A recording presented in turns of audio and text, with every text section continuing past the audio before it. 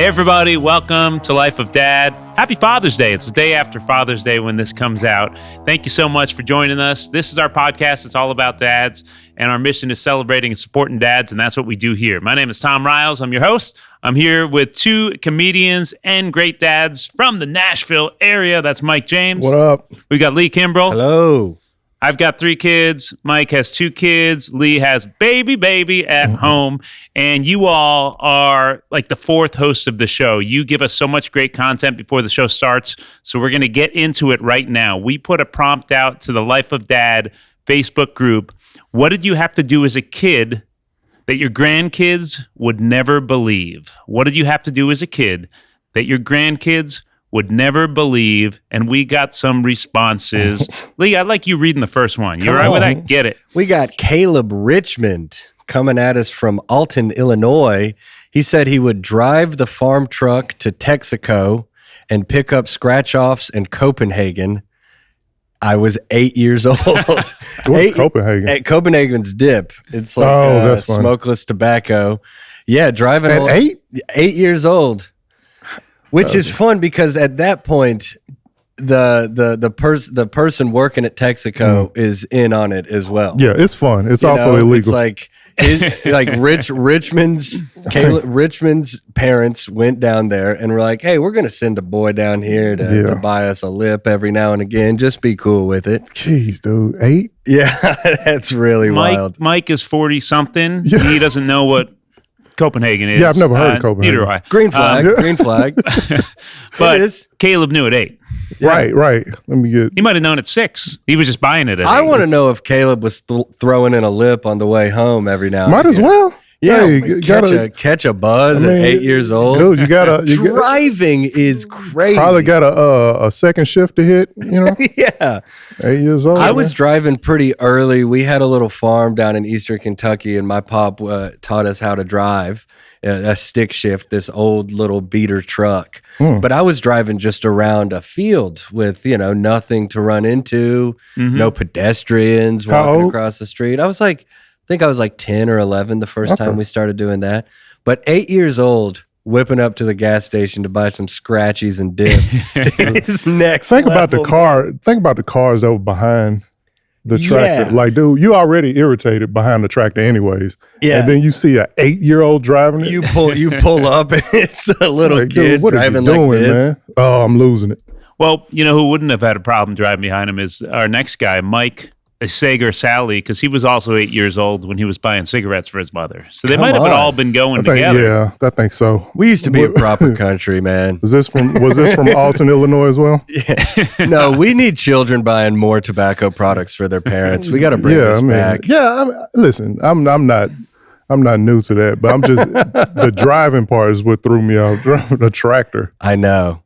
We asked the question is, what did you have to do as a kid that your grandkids would never believe? Tom Evans said he had to sit by the radio waiting for his favorite song to play so he could tape it on a tape recorder. Feel that. I love your parents. That is hilarious, dude. I need you to wait right there for my song to come on. Yeah, go and wait on. Yeah. I mean, that's something that I can even relate to. I'm 35 years old. I remember hopping off the bus in 6th grade, so that would have been like 2002, and sprinting home from the bus stop because Maroon 5 at the time, a hip new band, had just dropped a single, Harder to Breathe.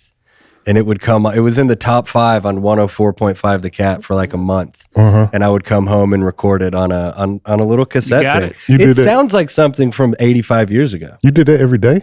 Every day while it was in the top 5. If you recorded it, why did you keep recording? Because you need it. I mean, eventually a couple years later, you would do that and you would set it as your ringtone. But you see what I'm saying? Like, it was a ritual, Mike. Oh, okay. It's like you keep recording.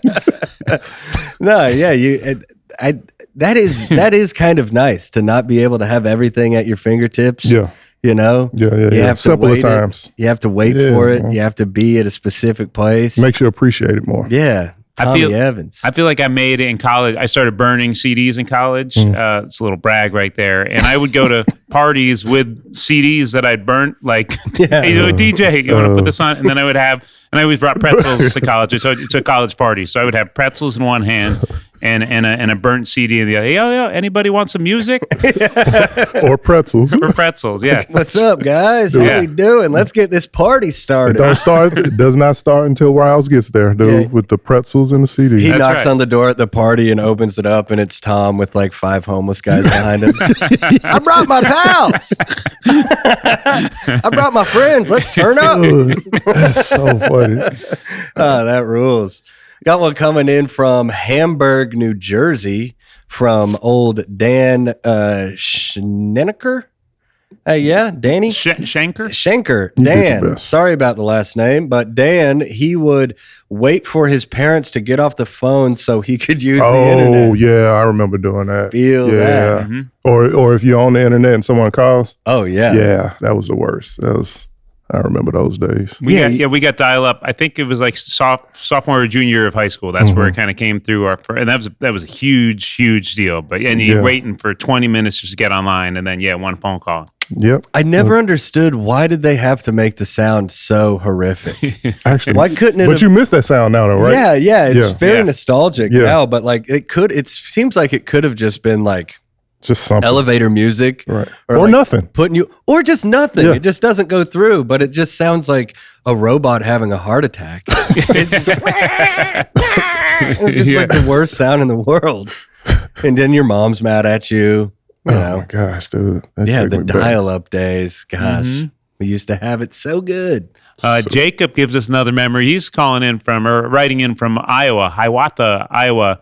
We would pedal our bicycles everywhere with a playing card attached to make it sound like a motorcycle and pretend that we were a biker gang. Love that. Yeah. Did that as well. Did you? Oh, yeah, absolutely. And we would even go so far as to using like a baseball card of somebody that we didn't really care about. A little thicker stock. Kind of gave it more of a hog sound, Yeah. Maybe wrap it with duct tape. Yeah. We were planned out. Big on that. Okay. We were big on that. Never did. Did you do that, Tom? Well, no, my friends would, if it started heading in that direction, I would just go home because they're Listen, I don't want to be part of a gang. I'm not cosplaying being a gang. It was like, no, guys. I see where this is going. Yeah. We are a bicycle club, not heading down this motorcycle street. gang. I'm out. Grabs his pretzels. I'm out of here. Let me get that CD. Tom rules. Oh, man. Yes, sir. All right, we got Douglas Edwards on the Facebook page said we would use an outhouse. We used an outhouse until I was 6. Load, unload, split, and stack firewood. Feed the fire at 11 and 12 years old. Also, I was always holding the light for my father, so you cannot hurt my feelings. I've been through all this. No doubt. Everybody has. You got to hold that light straight. Yes. Yeah. I was a big light holder for my grandfather as well, and it's so funny. Your grandfather asked for let me get a 8 3/4 socket wrench, and I'm like 9 years old. I'm clue. Like, unless you're saying screwdriver or hammer, man, you're getting the wrong tool, dude. I used to be so it was so much pressure to hold the light. Oh, it would be shaking, so it's like a little strobe light. Hold still back there, dude, MJ. That was a lot of pressure, dude. Were you a nervous kid, Mike? Yeah, I think so. Yeah. I think generally, just generally nervous. If Dad says just hold this flashlight, just a little word, just a little, because it's the pressure, dude. Yeah. Like you can't mess this up. You got one job: keep the light on the screw. And sometimes you get distracted with something else. Yeah, lighten up the corner. Yeah, grandfathers just played psychological warfare too. Be in the middle of the day, we're outside, sun's at the top of the sky, and I'm holding a flashlight behind it. I'm like, what are you trying? What can't you see? It's lit up, brother. Yeah. What are we doing, Pop? My grandfather, who would flick us in the head when we walked in the house, but he had really strong. He was a former, I think, Army. I guess they have the strongest flicks. Yes. So he would flick us in the head when we walked in the house, and boom, as a kid, you're really feeling just it. For what? Just that's a way of saying I love you. I think. Yeah. Boom. Just a micro punch. Blow to the head. Yeah. It really is. A grandfather from that era, it's like he's not going to hug you. No. Yeah. He doesn't want to. He's better than his father, so he's not going to just fully punch you in the face. But he does need to strike you. Assert some dominance of some sort, I Yeah. wonder if that's what that is, a certain dominance. Yeah, I think so. Yeah. Or just getting some frustration out. Yeah. Yeah. Now that I think about it, I wouldn't mind flicking a kid in the head right now. But then again, we don't know what you were into, Tom. You sound like you were in the gangs and all that. Yeah, man, it was I grew up, in the streets, they say, right? Yeah. Is that how we say it? Tom's for the streets. Yeah. Yeah. So that's what I did. We have Mike Askew. He would go to the backyard in any type of weather and turn the TV antenna pole to get better reception as Dad was yelling at him from the living room. Heck yeah. Wow. Man, technology is grown at such a rapid rate that some of these stories, I mean, truly, like your grandkids, your own kids won't believe that. Right. Like the difference between having to go back in the rain and get the bunny ears or the antenna right, man. that compared to like Netflix, Hulu, Disney Plus, HBO Max, Apple TV, all in your TV right there. Yeah. I mean, that's even more than night and day. That's like completely different timelines. You remember the big satellite dishes? Oh, yeah. They're in people's yards? Yes. Mm-hmm. It's like you look, you're like, oh, they got money. Yeah, They got money. that's so wild. Yeah. That really wasn't that long ago. And you drive by someone's house and be like, they're NASA. It's a huge satellite, dude. Yeah, it's It gigantic. used to be great. And just completely asking for kids to mess with it. Oh, yeah. You know? Yeah. There was one in my neighborhood, and we would all go and like take tennis balls and throw it at the And make it- satellite dish. Yeah. Go back behind you. Yeah. Oh, yeah, man. we would do that. I'm surprised that those didn't get defaced more often. The good old days. Yeah. Truly. You get your house ever get egged? Oh, yeah. Yeah. Yeah. My house got egged and TP'd. And TP'd? What's that? TP'd toilet paper. Oh, yeah. We had that. Yeah, I thought it was because for years, it's funny that you asked. For years, I thought it's because you made everything look like a TP. And Right. then I was out TPing a house one time and somebody was like, we're toilet papering. And I was like, That oh, never yeah. hit you while you were carrying the toilet I paper? was like, that is what we're doing. See you later. You know Mike's been to your house if you get wiped. Because he doesn't use Oh, toilet yeah. paper. So just wipes on every branch. It's like, Oh, man, man, this is Mike actually James has been here. kind of respectful. Just go out and toss it. Yeah. You just wiped down our tree. It's cleaner. It's That's expensive. funny. Man, I was the kid who always would like I would kind of get dragged along for the tomfoolery Mm-hmm. and then end up feeling bad about it and just kind of sit in the back. Yeah, You know. conscience. Yeah, and just run away and steal the valor and be like, yeah, we totally did that. Yeah. But you ain't Meanwhile, I just felt so bad. I'd go back the next day and like help clean up. Oh, that's terrible. That defeats the purpose. Yeah, I know. Well, the purpose was horrible. The purpose was just to like, it's so funny. You're 12 years old and you're like, this is hilarious. But now, if I woke up tomorrow and a bunch of kids had thrown eggs, I would Oh, be yeah. so livid. Right. Yeah. You know, have to spend the rest of the day scraping up like fried egg in the 80-degree weather. Dude, I saw they TP'd Scooby's school. I guess it was a senior prank. They TP'd on the last day that the seniors were there. And I was just like, dude, what? He was like, yeah, they had to clean it all up. Good. Yeah. Make them work. Yeah. Janitor's like, all right, we did it. Last day of school. And he shows up. Oh, that was Now that I think about it, it's actually hilarious.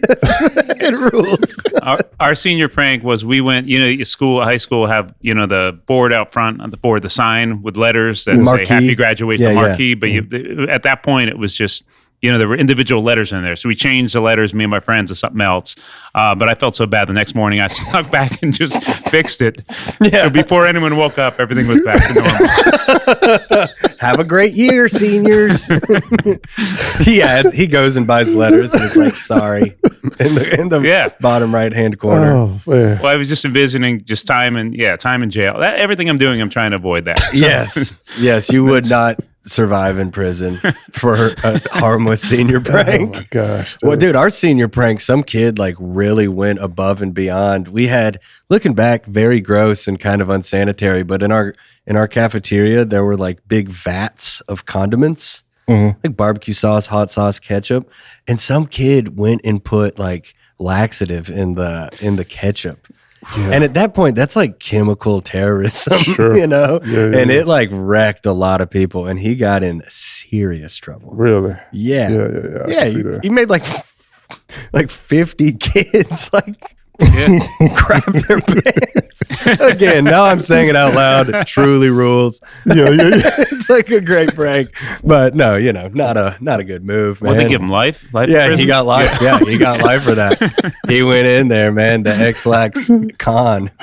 Yeah, dude. Not Still a move. serving. Yeah. Well, Mike? What was going on with you this weekend? Anything happen in your family? Dude, no, I went to I was in Fort Lauderdale at the Improv. It was crazy. I passed out during the show. Oh, Like sorry, I don't know what I just did, Yeah. but Yeah. I might have You just. sounded like Mrs. Doubtfire just now. Oh, Mike, you gotta warn me about stories like that. Man, you're going to make him pass I didn't out. mean to catch you off guard, dude. My fault. Oh, my heavens. Are you good? All right. So, yeah, man. No, I didn't know this, but like if you fast, and you don't, when you fast, you're supposed to ease into eating. I didn't know that, so I didn't eat all day. And then like 11 o'clock, I ordered some food from the club, and it was really good. So I was like, I killed it. And then I guess like 5 minutes later, I started feeling sick. I got up, tried to walk away, and just passed out. Luckily, it was right before I got into the room. So like it was only like a couple of people saw me. What was funny was when I woke up, my hat was next to like this lady's leg. She didn't even pick up the hat. She didn't even try. She didn't even try to wake me up or anything. Like a waiter came by and was like, "Hey man, you okay?" No, I'm asleep on the floor. I'm so glad you weren't in the showroom. Yeah, Can me you too. imagine? Because Oh. you're a big guy. I know. You going Yeah, down. yeah, I yeah. mean, also thank God you didn't like crack your head or I didn't anything. hit anything. I It don't could have know. been really bad. It could have, man. But it would have been so funny What? if you had gone up there, done a half hour, killed, Yeah. bring up Godfrey, the show's cooking, and then 5 minutes into his set, giant Mike James just walks out into the showroom Dude, and falls on Dude, somebody's that was table. literally almost what happened. That would have been horrific because man. Godfrey's so off the cuff. He would have been forced to roast. He would have had you. to. He It would have been. Yeah, he would have had to take the shot. He would have roasted you. Absolutely. Well, I'm glad that worked out, Yeah, man. man. Did they call the ambulance or anything? Yeah, the EMTs came, checked me out. Yeah, it was great. They tried to bring a stretcher, and I was like, nah. You're not putting me on a stretcher. Yeah, but no, I was good. So Oh man, fainting. yeah, it was a wild weekend. That's That's quite a brutal. lot. Yeah, if it had happened on stage, then fans would want you would gain fans that want to see it happen again. Right? Yeah. So Yeah. showing up is now. That's my That's his thing. big he's- closer. He's turning his head. There he goes. He's about to end this show. He's Yeah. about to go unconscious. Do it, Mike. Yeah. The 6'5" tumble. I was also in Florida doing some Were you? comedy. Yeah. I did a mad dash. I left like Wednesday evening, drove through the night, got to Jacksonville and played the Jacksonville Comedy Zone on a Thursday night. Stayed with some friends of mine who I know through comedy, through on the road. And it was fun. It was like a little peek into hopefully my future, because they've got a 21-month-old girl and a little 4-month-old boy. So I got to, I hung out with them all Thursday and played with the girl. We were talking about like tea parties and stuff. I'm not quite there with Frankie. But I was like playing little tea parties and chasing this little girl around, and she put a bow in my mustache. It was great. Yeah, that's always fun. And then got up early Friday morning, drove back. I was gone for like 48 hours on the nose. Wow. Yeah. It was 48 hours. It's like half of that was driving. Yeah, it was nice. And Frankie probably seemed so small when you got back. Maybe not. After seeing those kids, they're a little bit bigger, right? Yes, it's like both. Yeah. Because they had this 4-month-old. Oh, they had the baby. And I'm holding it, Yeah. just like soaking it in so much. Because Frankie, compared to the 4-month-old, it looks like Mike. Yeah. She's like a beast. Yeah. But compared to the little 2-year-old running around, she's still a baby. It was just nice perspective. Yeah. Stephen and Ashley, thank you for having me at your beautiful home. Good show. Had a good time. Awesome. Got some folks out.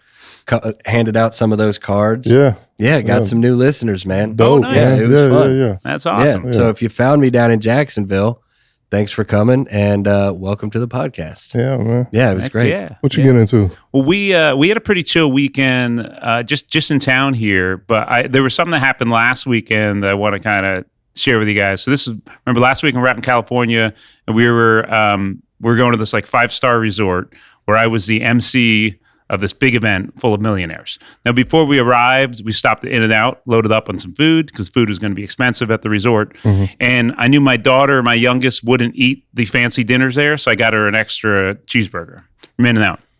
So we get to the hotel, and valet grabs our car and our luggage because the room's not ready. And I finished a pizza that we had from the night before just to avoid a $84 flatbread as soon as I get to the the hotel bar or whatever. And then I took my garbage and I put it. The garbage was full, so I placed the pizza box on top of the garbage can near valet. Just kind of sitting there. It was beautiful. And then we go out to enjoy the resort. It was there. Gorgeous. It was the way you said it. Well, I threw it out, but I didn't throw it. I mean, I threw it out. It was placed on the garbage. Right? Gorgeous He trash. probably stepped back and look at it. Look at that. Gorgeous. Look at the way He starts crying. Look at that. Taking pictures of it. He's showing people like, look how I put this. It's California's endless beauty. Yeah, it looked great. So then I'm going to hang out with my wife and kids. Then my daughter was like, "Hey, Dad, where's my burger?" I'm like, "Oh, shoot." And I realized I had thrown it out, right? And my wife looks me in the eyes. She's like, "Don't do it. Don't go get that burger out of the garbage." And I was like, I got to go to the bathroom. Yeah, I was like, I got to go to the bathroom. I didn't have to go to the bathroom. I just thought about it, and then I started working my way back to the garbage. And at this point, like, if my wife sees me get the burger out of the garbage, like, divorce maybe. Possibly. If all the millionaires that I'm emceeing this event see me sneak into the garbage, Fired. career gone, Yeah. right? And if the valet guy sees it, we might not get our luggage back, but They may take pity on you. They might. The millionaires are like, We should pay this guy more. yeah, man. Do him a solid, Maybe. man. Next week's charity is for this guy's family. He's struggling. But I made it, and I got the burger out of the garbage, and then I got it up to the room. And after all that, my daughter didn't eat it. She ate the fancy food at the hotel. come Can't on. blame Yeah. her. Were you Can't like blame her. sneaking it to Katie?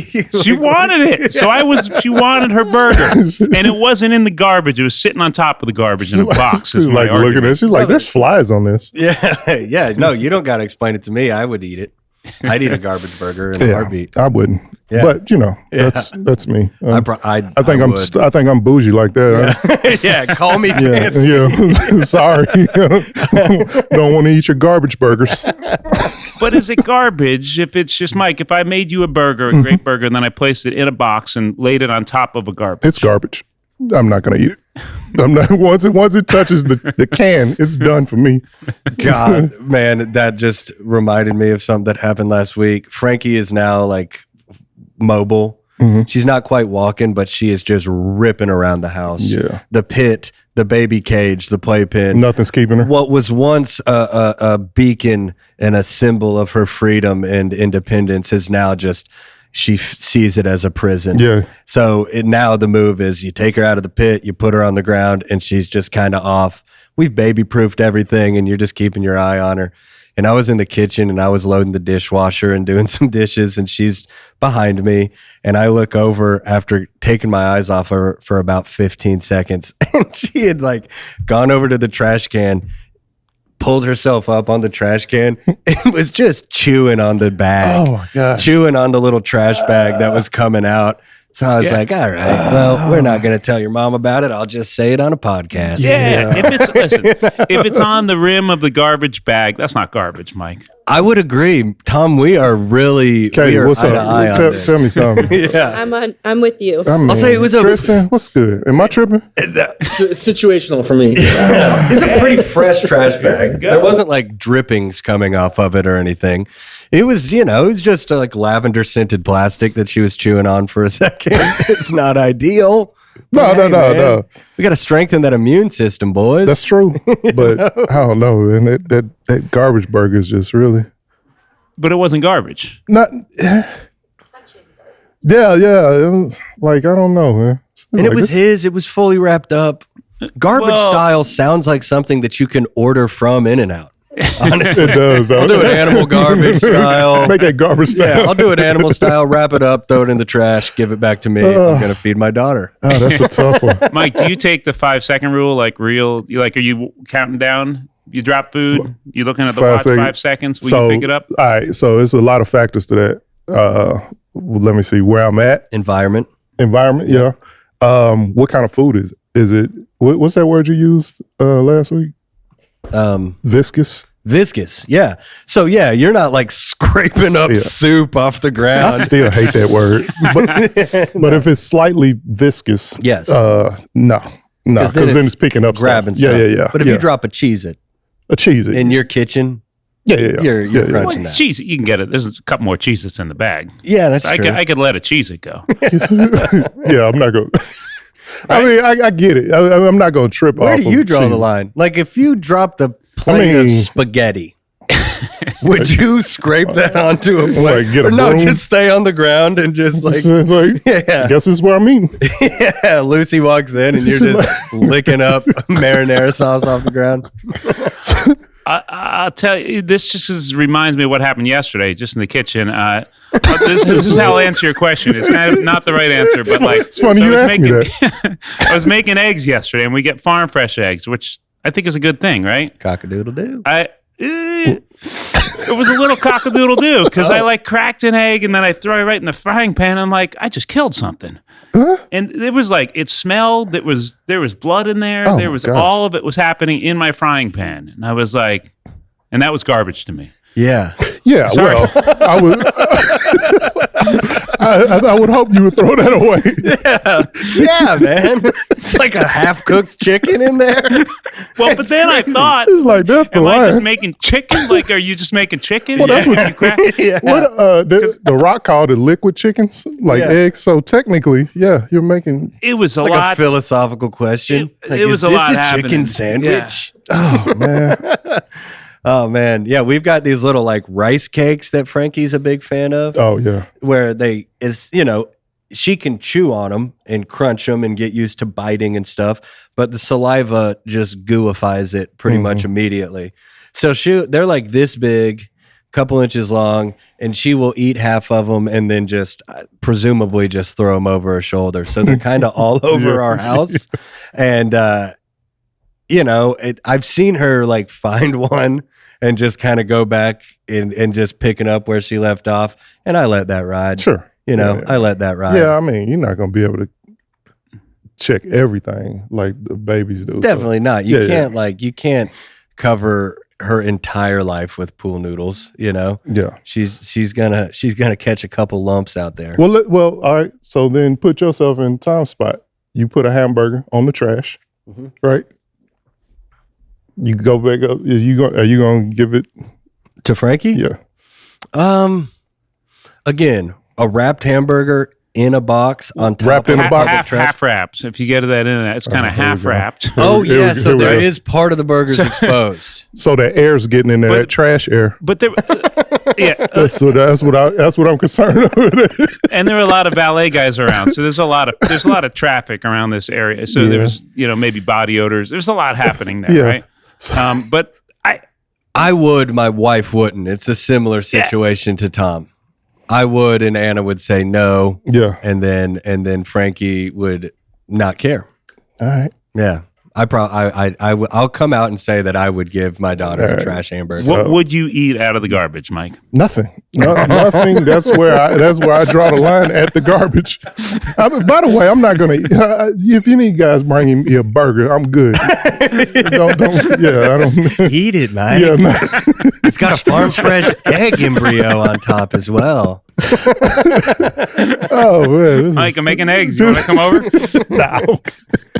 Oh man, that's a brutal situation. This is eye opening. Cracking it open. And I didn't want to have eggs for a while, and I literally only waited 20 minutes, and I made more eggs. I'm done with eggs. Yeah. Huevos. That one's gross. Time for your brother. Let's eat your cousin. Oh, shout out to Duolingo. Ay. Huevos. Oh, all right. I didn't even hear it. I didn't hear you say the huevos. huevos. It was like she's just shouting them out for no reason. All right. Duolingo, enter the chat, man. You've got a true MVP. Dude, I'm on like right 616. Day 616. It's almost 2 years. Yeah, bro. Come on. Huevos rancheros. Yeah. You can order those. Huevos raw. We yeah. Muerto Pollo. huevos. Yeah. Huevos turn to pollo. I felt like I committed a crime for a minute there because it got it was not good. I mean, if it was It blood in smelled there. bad. If you had walked into the house at that point, you would have thought I did something wrong. So wait, okay. I'm just trying to put it together. So you cracked the egg open over the skillet.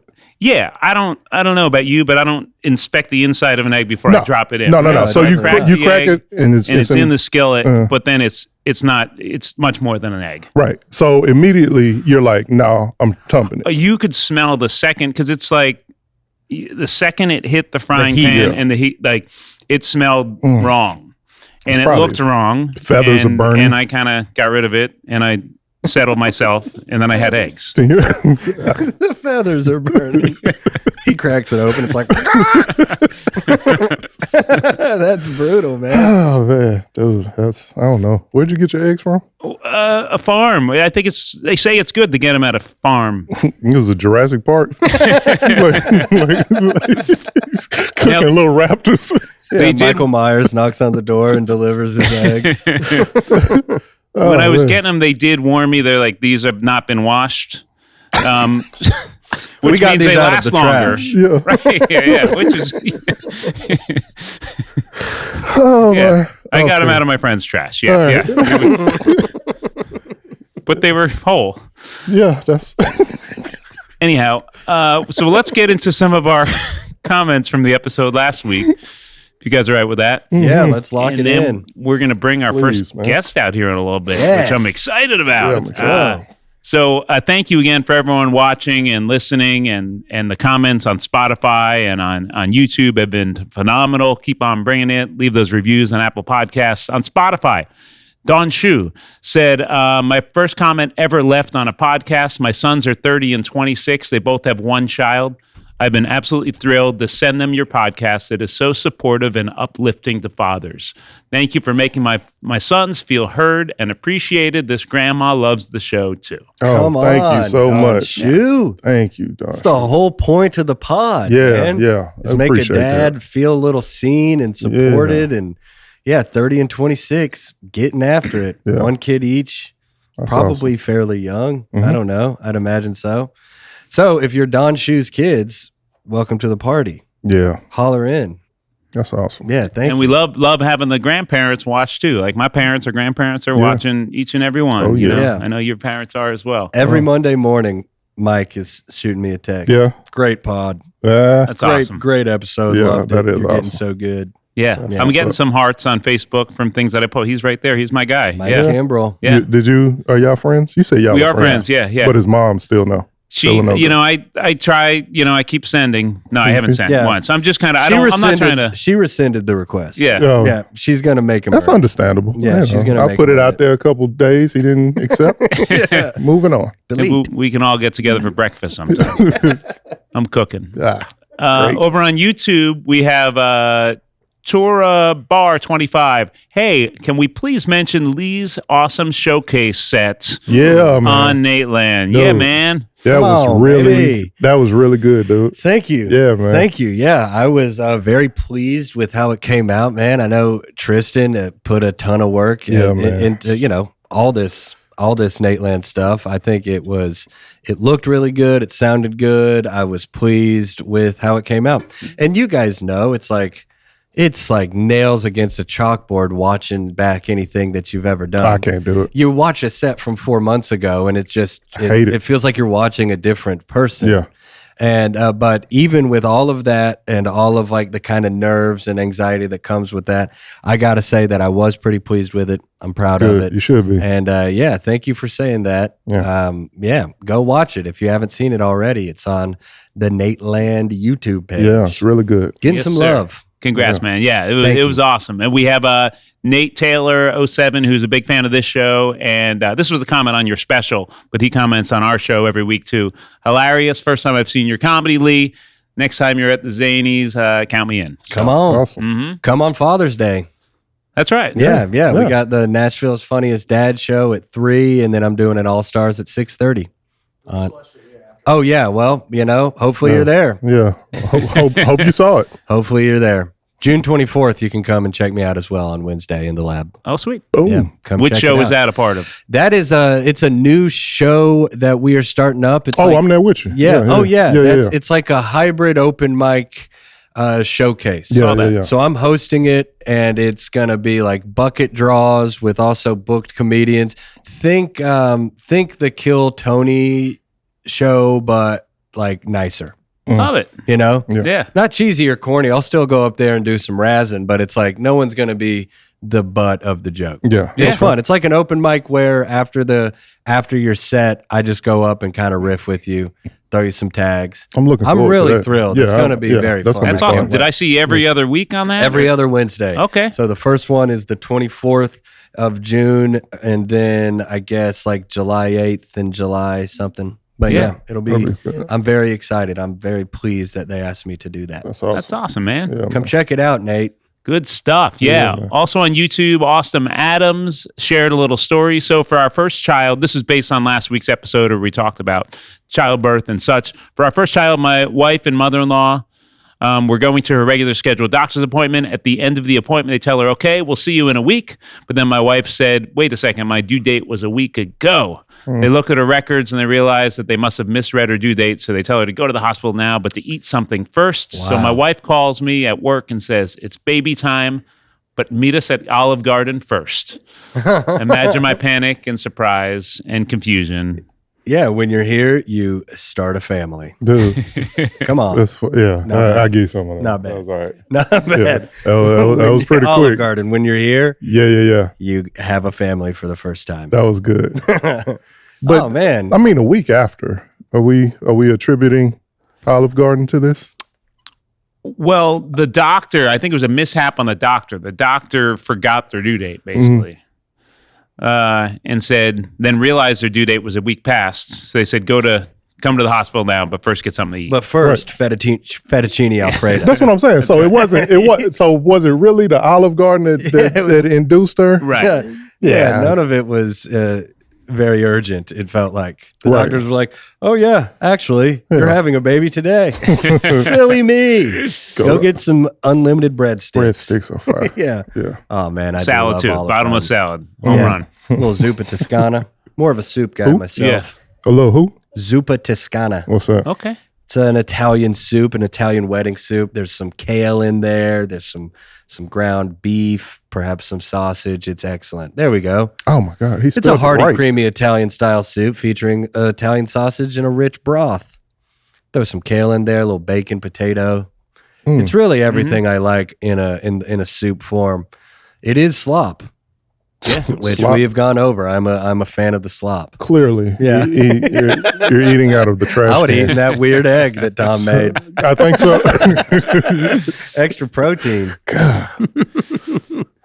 Well, thank you all for sending the comments in. You all are the best. And leave us a review on Apple Podcasts. Keep it going. It helps this show reach even more people. And with that said, guys, it's an exciting moment right now. Yeah, it pumped. is. Yeah. We are going to bring out our very first guest Oh, in the history of gosh. life of Dad. You guys ready for this? I'm so Got a excited. fourth chair coming Yeah, in, man. I'm so excited. Yeah, I really can't wait. You guys are going to love him. Yeah. All right.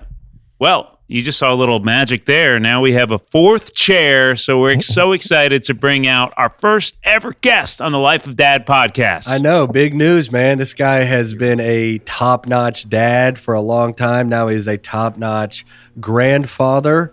And we're thrilled to have him here, man. I can't wait to get to know him a little bit better. Yeah, dude. One of my favorites. He's terrorized his kids for years with magic tricks, and he's probably going to terrorize us now. It terrified me this morning. Yeah. He's the father to the founding father of this podcast. He's the grandfather, founding father of the podcast, Stephen Bargatze, everyone. Oh, baby.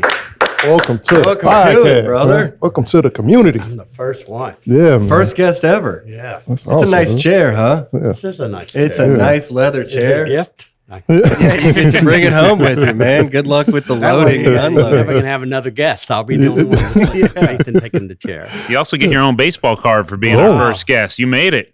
Damn, Wow. Life of Dad. man. This is awesome. Yeah, man. All right. Pretty This is cool. great. When I first met you, eBay.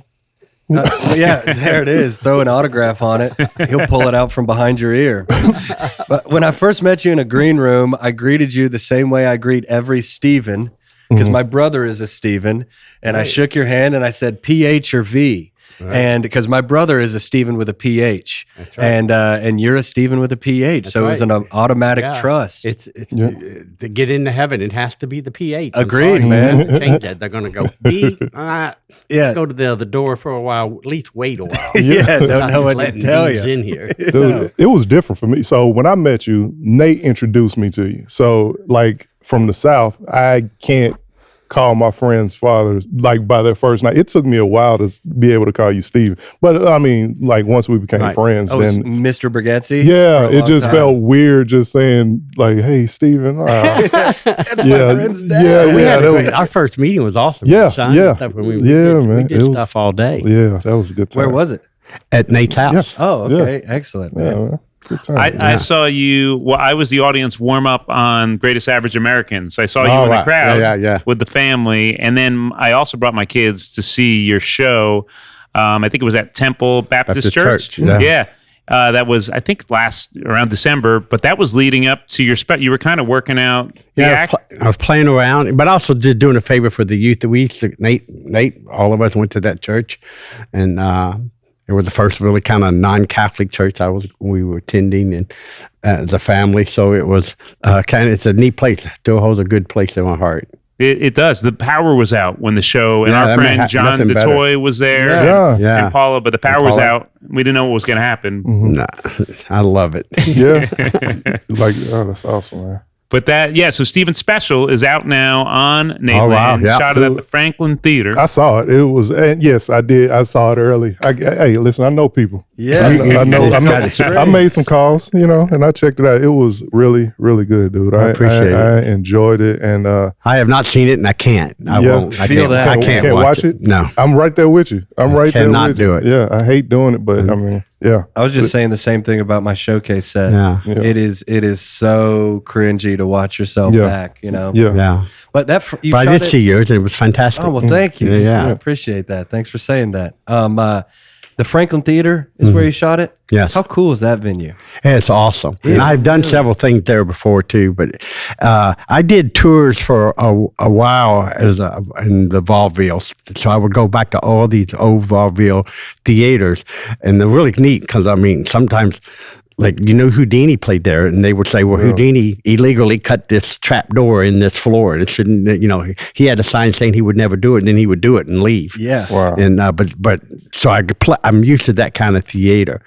And so, and I mean, it was just awesome. It just felt like going back and doing all of those things and being a part of all that. Yeah. That Franklin place, it's like a museum. Yeah, it's that's just exactly been there for so long, and all you go back into like the green room space and all the pictures on the wall. It's like everybody that you can think of has performed there, right? And it's like 300-400 seater. There's not a bad seat in the house. Yeah. It was. I can't wait to watch the special. Yeah. And see something at that venue. When we brought you out, I said you would terrorize your kids with magic trick. I was just saying that, but did you really do that? Did you?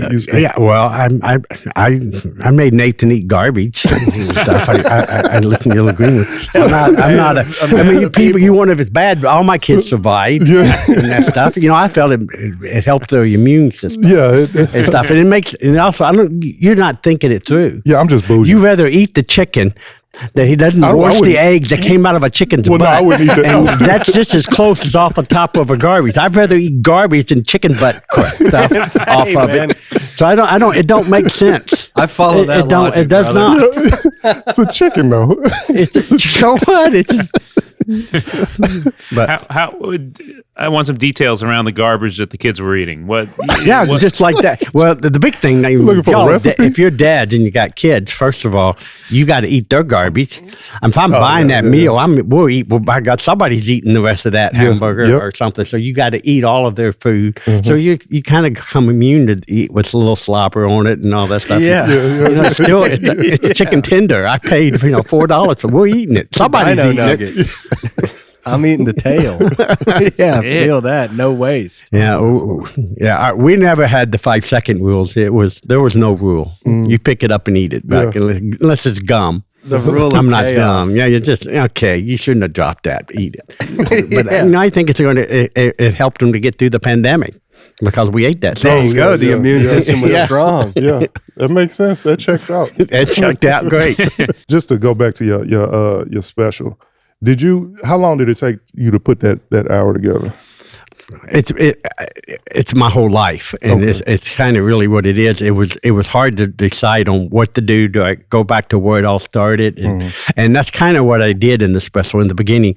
I do a couple tricks with the kids and stuff. That's what I did at Opryland, which was, back in '84. Oh, wow. So I've been doing those. And a couple things I hadn't really done that much since I left up, but it was fun to go back and do it because I kind of wanted to go through the history of my career and this is what I do, this is it, and then this is what I do now.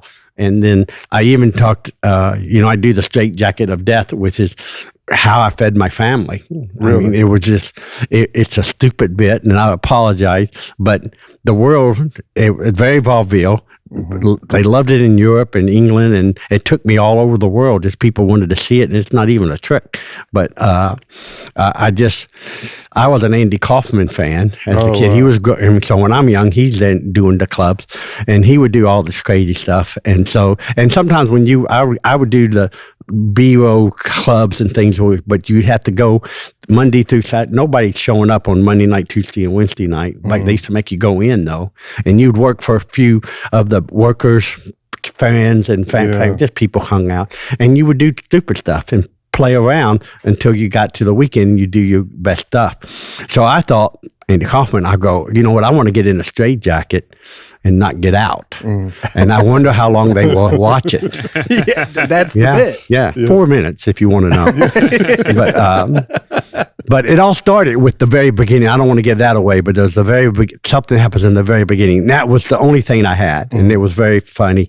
But when I was doing it, I would go as long as I think I could take it, and I'd fall down and roll off the stage. How they drag me off. And then in between acts, I'd roll back out and they just dragged me back off. And I came out between every act. And at the end, I'd be in the parking lot, people walking out. I go, I'll be out by tomorrow. Just keep coming back. I'll be out never ended. You just commit to the bit. And then one night, a drunk guy came up, decided to help me. And he grabbed me, and I fell, and he fell on top, and we get in a fight, and it was hilarious. And then I just said, all right, so it became what it is. Oh, wow. That what is it really It was cool. it's just me fighting this guy. He's trying to help me. Wow. I did hear that you have a shoulder surgery coming up. I can't help but ask, is there any correlation between that? Very and much the so, straitjacket? because I quit doing it. One, because I gained too much weight and stuff because I hurt my knees and back. I'm just old. I couldn't exercise anymore, but I've got all that kind of fixed, and so it was great. I'm doing everything now. I've lost 60 pounds in 2-3 years. And so it's good. I'm back to doing. So I started doing the straitjacket again, and I'm not going to admit to that, but yes, I already had the tear and the hurt from all those years. Because in the straitjacket, somebody's putting you in it. Okay. And I had people that drunk or sometimes somebody I shouldn't have picked that would swing me around, and I got thrown out in the audience. Well, you're in a straitjacket. Of course. You can't catch yourself. You can't do, so you're just, and I've been hurt a lot doing that dumb trick. Wow. But, if it's funny, it's funny. I don't care. And Funny matters.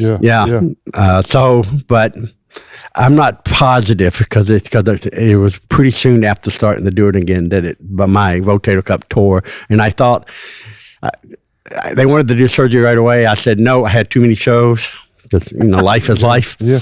And then he went on and scheduled it a month, and then within a month I got a couple other good shows, and so I canceled the surgery. And he said, "You will be back." Yeah. And he couldn't have been more right. He goes, "You were the I wish I would have done it. only person ever who has postponed a rotator cuff surgery to get strapped up in a straitjacket. I gotta get in this perform. straitjacket. It's so cool that this special really is an opus of your entire life's work, and you get to see that Can you look timeline that up, of it man? all. Yeah, I was going to say Opus. that's enough. I don't know what that. Oh yeah, Opus. I thought it was something that you Dude. play in the orchestra. I remember what is that's an Opus? Oh, He hits us with these words every week. Yeah. Well, I know it from that Robin Williams. It's a Latin word. yeah. Somebody's magnum opus. It's a Latin word. Why do you know it? Yeah, I don't know, man. it's in the movie title, right? Yes, The, it's his magnum opus. yeah. Opus is a word meaning work.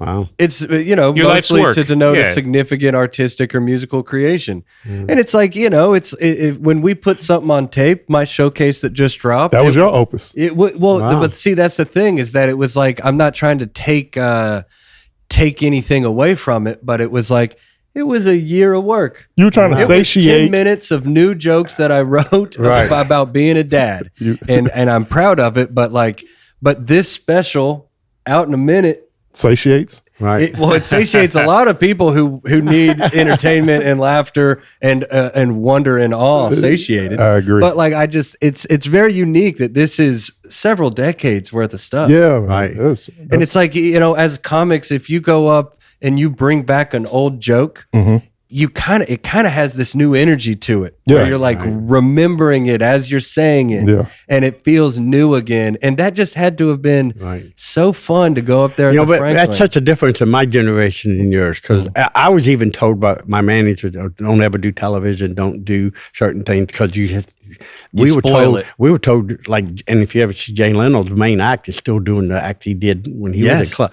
So that's what I grew up with. You don't change it. You get an get hour. something good. Why would you dare try and it's so hard for me to add. I got probably 2 hours worth of material easy. I'm sure. But I have only one really good that what I think this is my best. And I hate not to do that. I can't be like you guys. Like I know Nate, once he puts it on TV, he's done. You don't ever pick it up again.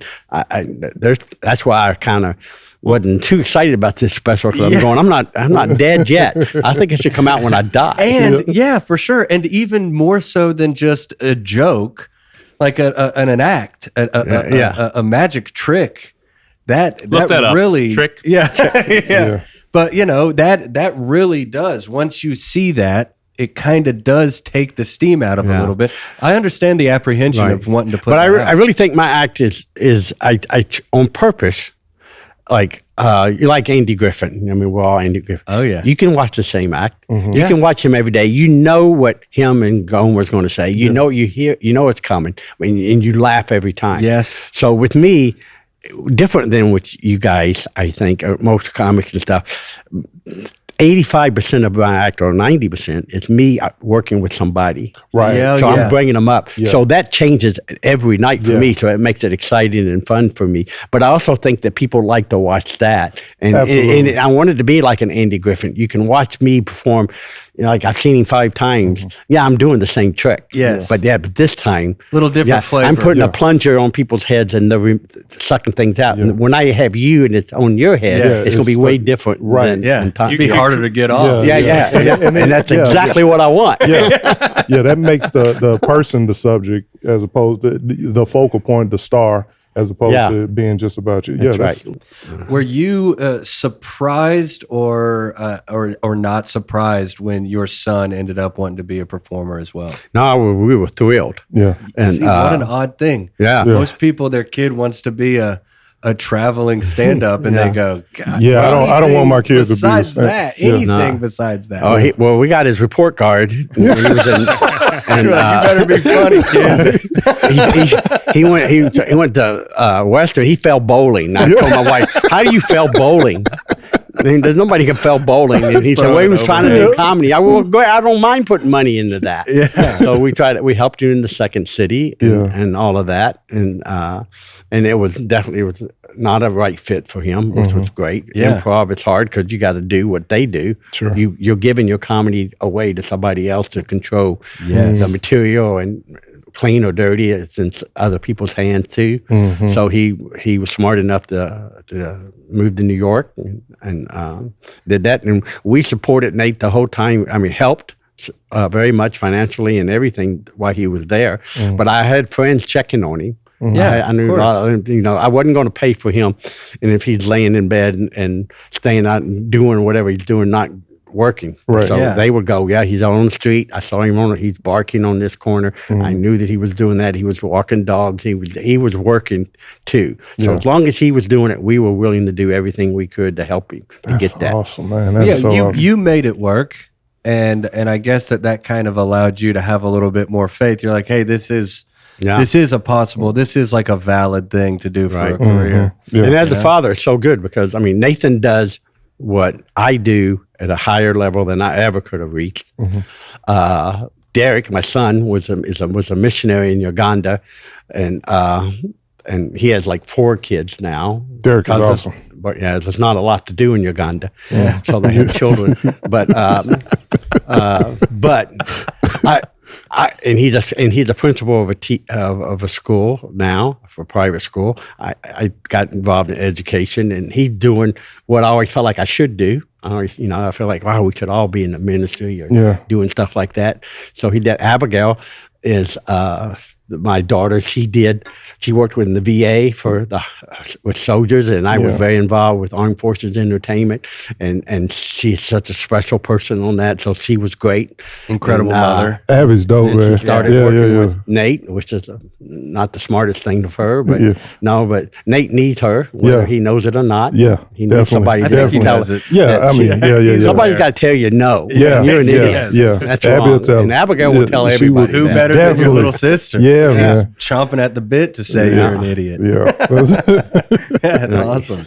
We love kind of hearing about, you as a father, and what we're going to kind of be talking about today is like, we're going to be comparing fathers from like 100 years ago. Oh, wow. So fathers from 40 years ago, kind of when you were raising your kids, to kind of fathers today. Like Lee's a brand new papa right over there. Right. And going through some kind of, I don't know, we'll kind of talk through some different scenarios of how dads in different generations would react to it.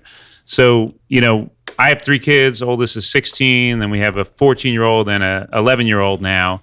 And I'll hear, especially during summertime now, like, Daddy, I'm bored. No. I'm bored. Meanwhile, we just got our 3rd iPad, I think, and, 2 cell phones and too many TVs and all that. Yeah. But they're bored. You probably Absolutely feel that, right? Yeah, absolutely. And no matter what's in the house, they're always bored and they're always hungry. Always hungry. No matter what. All the food in the That house. was probably the truth 100 years ago. That part. Yeah, They yeah. were always hungry. Yeah. Always. But yeah. Well, how do you think a dad would have reacted 100 years ago? If a dad, hears his 100 kid years is ago? bored, around then. Yeah. Like in you're bored. the middle of Prohibition in the beginning of the Great Depression. Yeah. You tell your dad I'm bored. I don't think you were allowed to talk to you. Yeah, I was about to say, I don't think you were making eye contact with your father.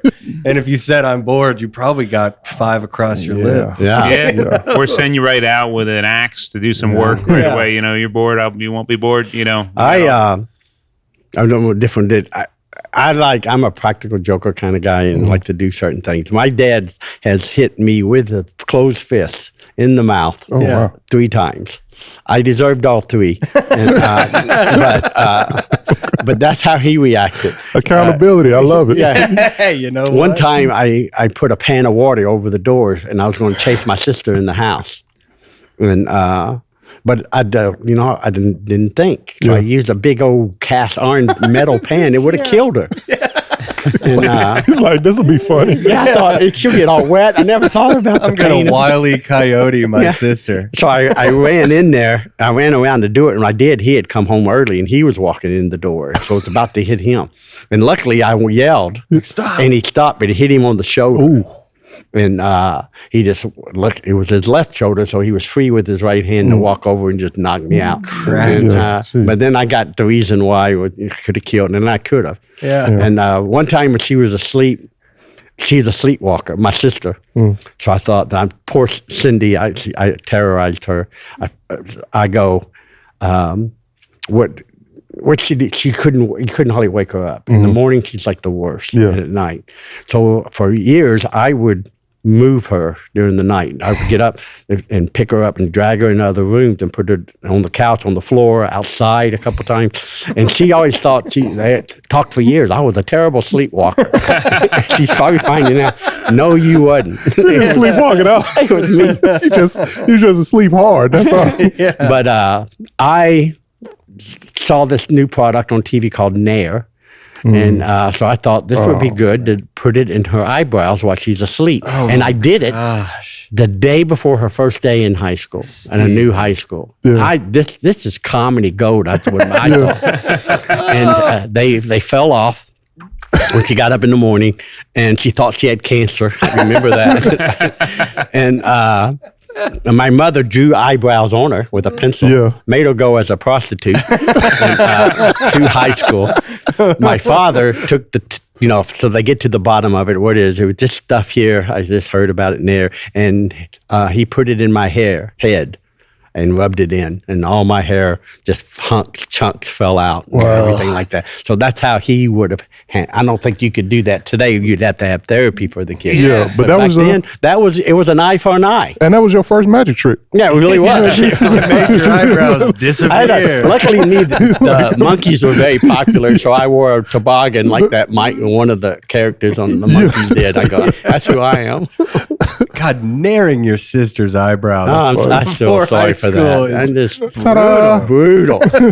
But it was funny at the time. Yeah, it's still funny, but What about like injuries growing up? So I was talking to my wife last night about this. So she's the youngest of 12 kids. So her parents had kids for 25 years straight, one every 2 years basically. So he started fathering in 1948 or so, maybe 1950, around then. But anyway, he would just laugh.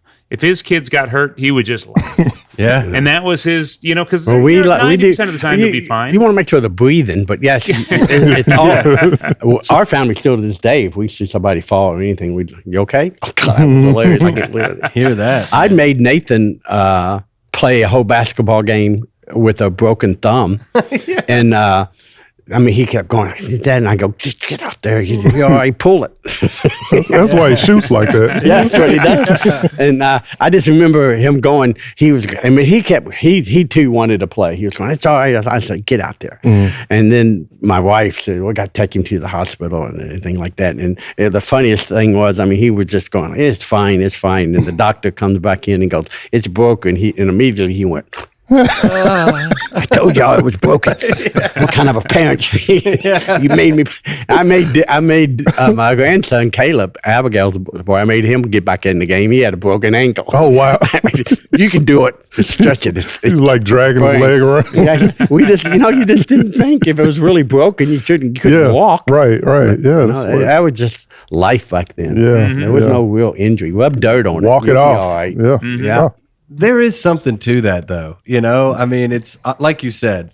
Are you conscious? Are you breathing? I think there's a middle ground. Sure, there definitely is. It does get you can cross a line. Well, how old yours?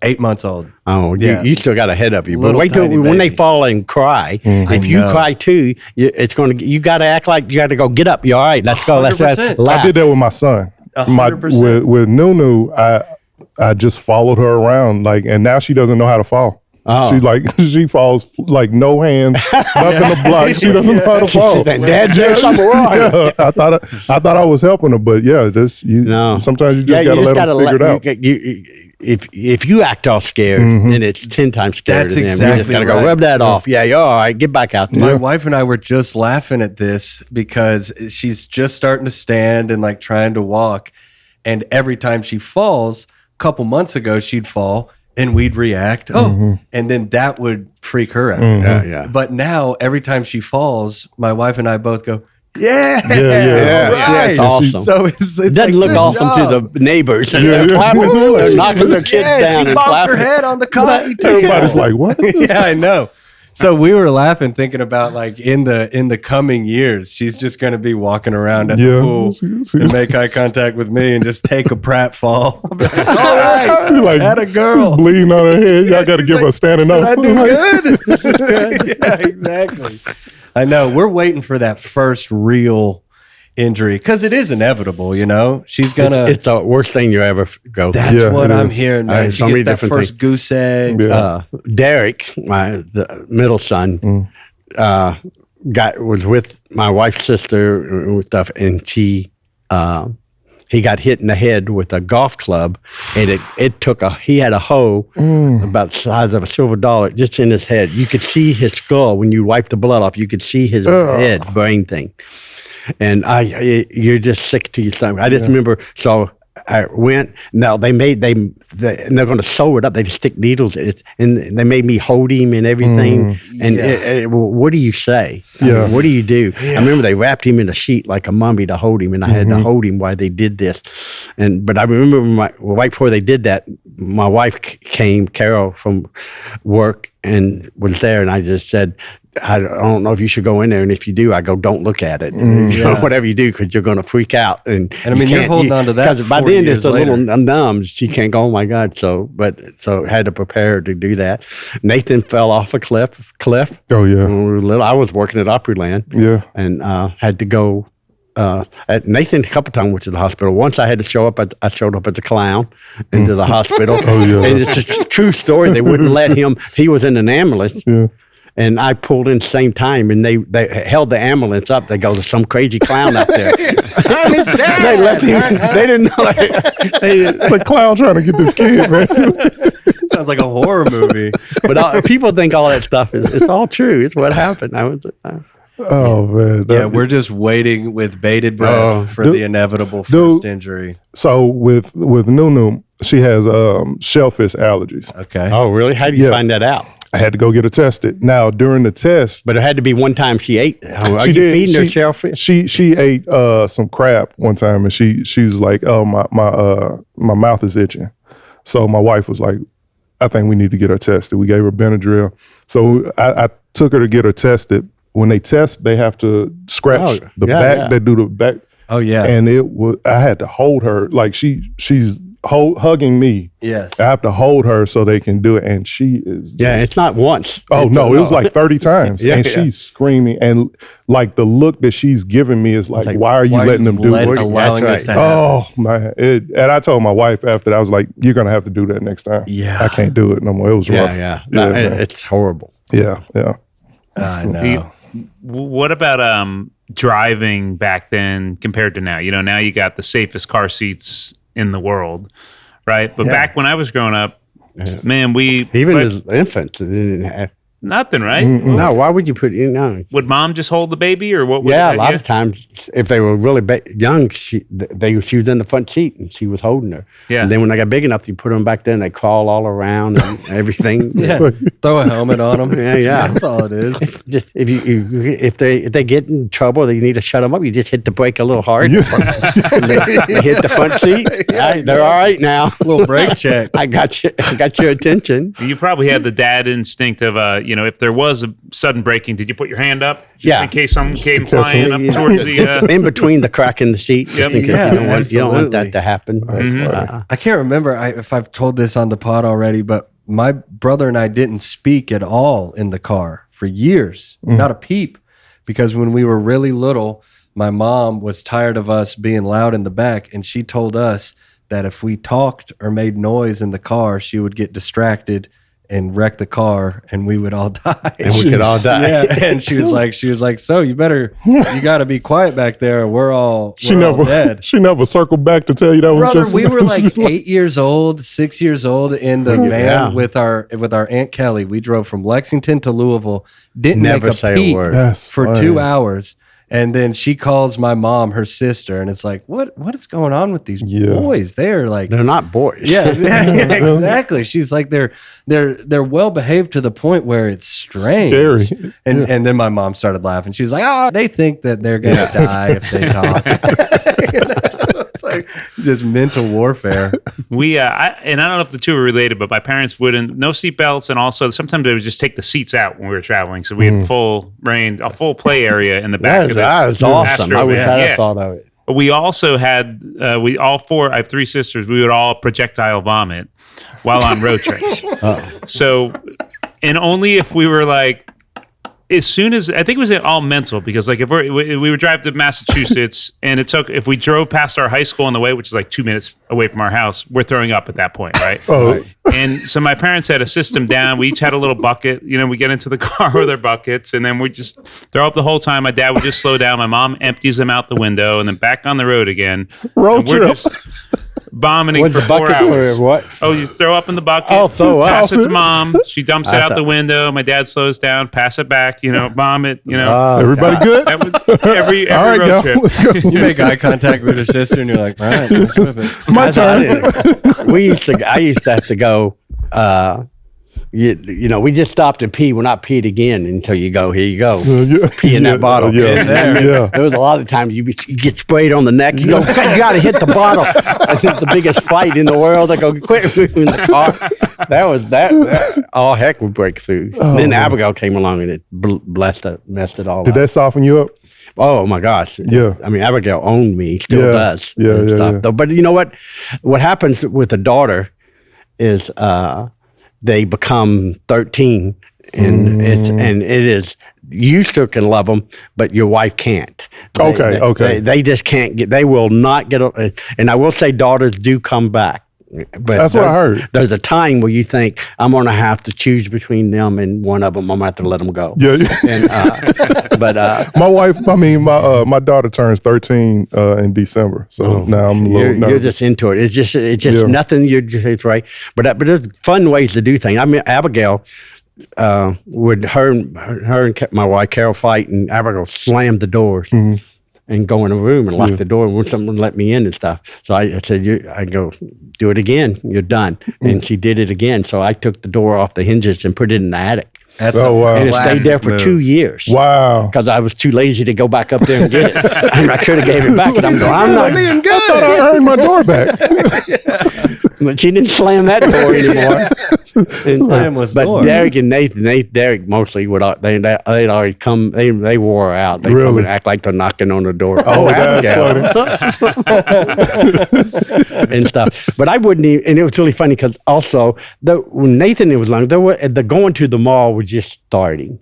Where you kids wanted to do that. Well, Abigail was full blown, and everybody, we got to go to the mall. You got to let us go. But even with Derek, because I don't have a real job necessarily because I worked at night in comedy and stuff. So you can go to the mall. Yeah. I'm going with you. Yeah. And I'd go with them, and I didn't stay right there, but I was in eyesight all the time, and I would, and think, oh, Yeah. and they hated that. They hated it. I didn't walk with a plant. Yeah, exactly. But I'm a so magician. that I was can just be the anywhere. difference. You just went with them. Yeah. I hear that. I just started. Well, my son, he's about to be 16, so we let him do his thing in the mall. My daughter, she hasn't started going to the mall yet, so that's what I'm. You can't let that happen. Yeah, I know, right? I don't know how to. I just hope the mall's still a thing by the time Frankie wants to go. 'Cause I love the mall. I don't Yeah. see why it wouldn't be though. You think it's, But they're all going to the outside ones. Yeah, they're all Maybe just that's not kind of- as bad. Malls are in a downward trajectory, Yeah. unfortunately. When we were here, it was McDonald's and going to the drive-through and just meeting at McDonald's. You did that kind of stuff. Yeah. And the drive-in movies was big when you go, but you have to put them in the trunk so you don't have to pay for them. I've never been to a drive-in movie. Oh, there's nothing better. I've That's only what been I've to heard. one. Really? It's very cool. You been to one time? We went, I one. don't know why I asked you. I know you did. I do. We were sick. We saw the movie. Throwing up in your popcorn bucket. We watched Grease. Oh, wow. Wow. Okay. Yeah. Now I'm gonna have to check one out. I think we still have a couple back around. Not in, because I was wanting to go see Nate's movie and I thought it'd really? be so cool to go to the drive-in movie. And the closest one is like in Kentucky. Yeah, the Starlight. So that's it. Yeah, That's The closest. Starlight? The Starlight. What is part? It's like southern Kentucky. It's probably So it's close. 90 It's- minutes from here. Okay. Yeah. That's not too bad. That's something to take the wife to. Yeah, I'll roll with you. I had to get a bucket. Mike and Alicia and Tom And Donkey Rider. and Donkey Rider. The man, the myth, dude. Sounds like a great night, man. Let's go. That rocks. Yeah, man. Yeah, I don't think that with the right kids, really, with Nathan and them, there was, I had the porch light rule, and so basically I gave them, as long as we know, I don't care what we're doing. Don't. We didn't have to worry about them vandalizing or doing. They were good kids, and they were going to go find a ball game or sport or basketball. They were involved in all that stuff. I don't have to worry with that. So you didn't have to look at what they're watching and what they're seeing and what somebody's doing that. So the porch And light all of that. rule is when the porch light comes on. When the lights come on, really, it's street lights. Okay. You better be there. But also, everybody, they rode bikes. You always knew where they were, but there was no texting, but you just looked out in the yard, all the bikes are there. I always wanted my house to be that house. Yeah. Oh, We wanted everybody that. comes That's what's good about Magic. the all kids wanna Nathan's, come. they all loved our yeah. house. Nathan and them were there. When I start showing them tricks, oh gosh, and they go in the other room and do whatever because they got tired of it. Nathan has a joke. It's really cool when your dad is a clown or magic until you're 12. Yeah. And then it's like, are you still doing that? You still doing Do you think that with the advent of all of the technologies and you can track somebody's location on a watch or a phone or something like that? Do you think that it is kind of ironically enough like it is like withered trust between parents and kids? But it's like back when I was growing up or when we were all growing up or our parents, it's like that streetlight rule, it was solid. Like you would never go back on that. You know? It's like even if you were mad or even if you were being rebellious, you might push it a half hour. But the fact that there wasn't that parachute to always be tracking them, it kind of like you had to have your word a little bit more. Yeah. Right. Whereas now it just kind of feels like you're like, well, I'll go back. They know where I am. Right. It feels like it's just kind of it's made it not as strong. Right. You know what I'm saying? Right. That's interesting. Yeah. It's a weird thing. Like I would never have done that to my parents back in the day because I know that that would have like killed them. They would have been so worried. Yeah. Versus now. See, I mean, like our family all have Life 360 on our phone, so I can see exactly where the kids are all the time. So that is a safety harness for me. Was it in their diaper when they were little? What were you putting this in these little? We didn't. We just, We talked about that. They do have Wi-Fi diapers. Yeah, they No, do. they don't. They do, man. Yeah, I was just finding this out too. I'm glad that wasn't around when I was with kids. That would have been weird. It just tells you that they're wet, which is weird. Yeah. Just check. But that's my if thing. it's down by their ankles, it's wet. And it's been wet a long time. Are you slipping on the floor around them? You've way messed up. Yeah, You just have to know when your wife's coming home so you can get all that changed before she walks in. Oh, so it tells you if they're leaving the crib. Dang, how funny is that? Okay. You Google search Wi-Fi diapers and a picture of Tom pops up. That rocks. That's so funny. Love it, man. Yeah, We've made it. Yeah. The pod has made it. That rules. But I guess that makes it a little more like, okay, that makes sense. I thought it was just for checking wet diapers, but the baby's leaving the crib. Still seems like a lot though, man. But you're right, man. But you're tracking, and we have the same. Our kids each have a device. We could track. My son, before we gave him a phone, we had a watch, so we could track him, where he was at and all that. I mean, it's helicopter parenting, I think is the term, and it is. Totally guilty of it. I am too. Right? Yeah. Just always want to know where they're at. Whereas back when, the streetlight rule. Yeah. My daughter did it to me, and I was very upset about it. Yeah. Well, put a tracker on you? Yeah, because she goes, what if you die and you're out on the road? Well, then let me go. I died doing I what want you to love. have to look for me. I don't want to. And I don't know why I felt guilty. It's not a big deal, but it just feels like you're fine. Am I that old that you have to follow me? Everywhere I'm at. But she manages me. She wants to make sure I'm going the right. I understand. Yeah. Sure. But it's like, okay. I remember Abigail got her biggest trouble in school was, it's a great trick. And I tried to do it to Jimmy Fallon, and Nathan would not let me, but I thought Fallon would love it. It's a nickel.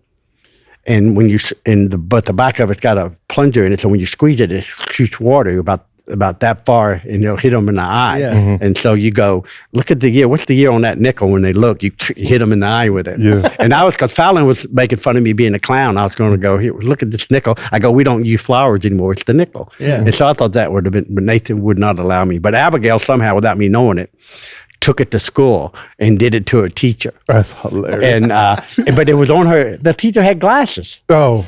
But and they called me in, and they wanted me to beat her or hit her or all this stuff. For that, it's your glasses. Right. And I just go, no, I'm sorry, it's funny. Yeah. And her I'm dad not is going a to do it. clown. I'm not. What do you want me to not do? it. It's a whole bit we're working over here, lady. Get with it. It's a family business. Yeah. Yeah, but she's got this pie coming in. Don't eat it. Beautiful. Can we talk a little bit about just being a grandfather? Oh wow. You're all going to hear this, and you're going to hear this, and everything. It's just part of the being who I am in my family, and seeing it go to the next level with your kids. You just, are they going to have a job? Are they ever going to get this? Are they going to be able to take care of a family? Are they going to make money? Are they going to be able to do the things? You just worry about them, and because you feel 100% responsible. That's it. And as soon as you see a grandchild, you just, it's almost like, my only responsibility is the love and care. Just the good parts. And it's all going to be good. Yeah. And it's going to be great. And it's just, it's the greatest feeling that, that I ever experienced. So my first one, we had two really close. My first one was Esther, and Derek's daughter. And me and my wife, I remember we were going, Esther, God, that's a really old lady's name.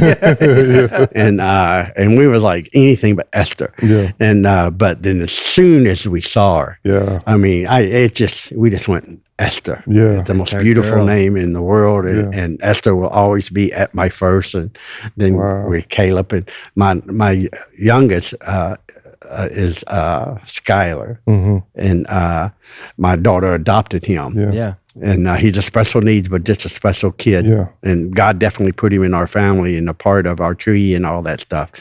And I don't know, are we telling this story now? Or We have a little video to show about you and all of your grandkids. So you're going to be the dad of the week and the grandfather of the week. Oh, wow. Oh, come on. Everyone watch this. A first. This week's Dad and Granddad of the Week is someone who means the world to our family, my dad, Stephen Bargatze. My dad is the proud grandfather of 7 grandchildren, and if you ask any of them, they'll tell you the same thing. Papa always shows up, he loves big, gives generously, and makes every grandchild feel special in their very own way. My son was brought into our family in 2020, and we finally got to make it official in 2025. He is nonverbal and has level 3 autism. From day one, my dad, his papa, loved him completely and unconditionally. He has never seen his limitations or obstacles, only a grandson he adores. His patience, acceptance, and unwavering love have meant more to us than words can ever express. The next honor was naming my youngest son, Stephen, after my dad. We wanted our son to carry the name of a man who represents kindness, integrity, patience, and unconditional love. There's no better example we could have chosen. Dad, thank you for being the kind of father every child hopes for and the kind of grandfather every child deserves. We love you so much. We've decided to change Skylar's name. He will still be Skylar, so we call him Sky. But his new legal name is Stephen. Congratulations again on the special. Yeah, we're that's so awesome, dude. excited. It was so much fun to see, but more importantly, thanks for just being an incredible dad and a grandfather. And you're the founding grandfather of our podcast. Yes. Well, I mean, I can really have no credit in all this. We, as a family, we believe it's a God thing, 1,000%. I had a terrible role model. My father was really a terrible alcoholic, and I had no relationship with him. And my mother was very abusive and things. But I just remember I want to do everything different. Yeah.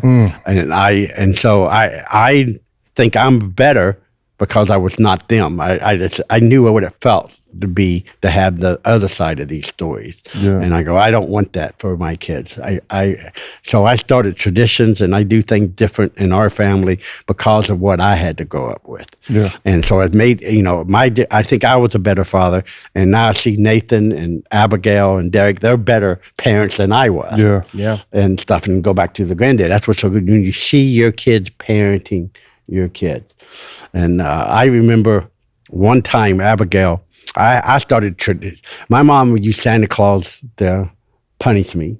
She would say, nobody likes Santa Claus doesn't like you, and I would get nothing. All my brothers and sisters, Christmas would come. Santa Claus bought every gift, and I got nothing. More than, and up till I'm 9, 10, when it really messes you up. Yeah. And so when I had my kids, I go, I'll have a talk with Santa, and I'll have him, I don't want him to bring all the gifts. Yeah. I want our gifts to come from each other and all that. So we'll let Santa bring 3 gifts, and then the rest will be from each other. So we'll do the Santa ones early, eat, and then we do gifts. I made them give each other gifts, and we would do that. And it was just something that I did because of my childhood. But I saw my daughter, it made me cry. I saw her telling her son, Santa's only going to bring 3 gifts. Oh my gosh. Yeah. So, I mean, that is something that is, that will be passed on. Yeah. And Nathan, and the way we celebrate Easter and the way we do things is crazy. And I made it up. Yeah. But I made it up to make sure it was not like the way I was raised. And it was going to be different. And to see that being carried on and stuff it'll come. The love that you obviously have for your kids, like, is so inspiring. Like, I've watched you when we did that arena for the first time in New Jersey, and you went up and you teared up. And it was just like, I was like, how is anyone going to follow this? Because, I mean, he did everything. He had them laughing, had the magic tricks, and now they're tearing up. And then you brought up fouling, and it was, golly, dude. Like, special thing. Like, I'm watching. And then at the end of the special, you even have the kids come out. It's beautiful. And truly a testament to you, because most people who grew up in the situation that you did, with the mom and dad who weren't living up to what they should have been. Yeah, they had goes problems. the other way. Of course they did. Yeah, and they can blame it on their mom and dad and so forth and all of that. Right. And it's good to have that perspective, but most people who grew up in the situation that you did, they don't go the other flip the other way. Yeah. So I mean, just props to you. Kudos, you get man. to reap the benefits of 3 wonderful kids, and now you got the grandkids, and that's great. Thank life grand. Thank you for setting And the I got example. this special that they can play at my casket. Yeah. Come on. And when it's all over, so people can go, he really did do stuff. Yeah, The final trick. I hope they just running on a loop the whole time. A legacy, That's man. awesome. You Yeah. got one. Yeah. A great That's one. a true legacy. Yeah. Yeah. Well, thank you for Well, joining us, thank you Stephen. so We appreciate Thank you it. so much. Thank you, guys. Thank you all for listening. Yes, indeed. And we will see you next week on Life of Dad. Peace. All right, man.